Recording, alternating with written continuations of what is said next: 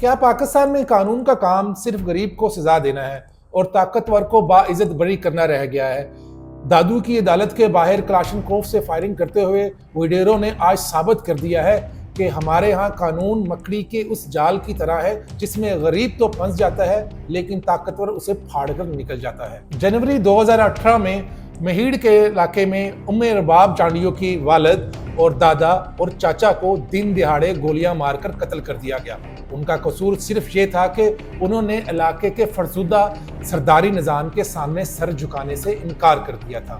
8 سال تک ایک اکیلی لڑکی ننگے پاؤں عدالتوں کے چکر کاٹتی رہی، 400 سے زائد پیشیاں بھگتی، لیکن انجام کیا ہوا؟ دادو کی ماڈل کورٹ نے پروسیکیوشن کی ناکامی اور عدم ثبوت کا جواز بنا کر پیپلز پارٹی کے با اثر ایم پی ایز سردار احمد چانڈیو اور برہان خان چانڈیو کو باعزت بری کر دیا۔ بریت کا جشن کیسا تھا؟ اور وہ بھی خوفناک تھا۔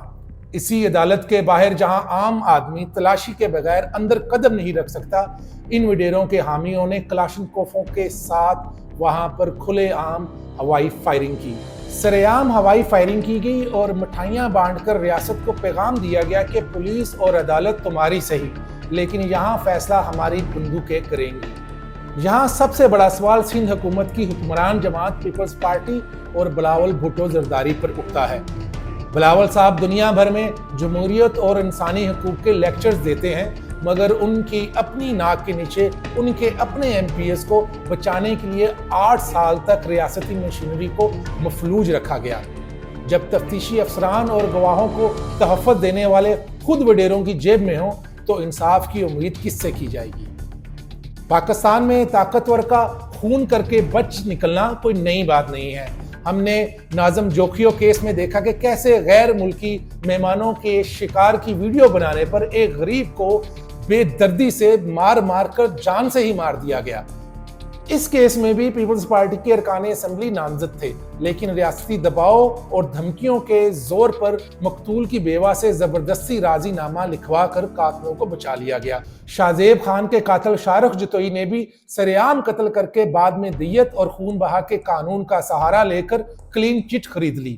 ہمارا نظام قاتلوں کو یہ لائسنس دے چکا ہے کہ اگر آپ کے پاس پیسہ اور اثر و رسوخ ہے تو آپ بھی خون کر کر آزاد گھوم سکتے ہیں۔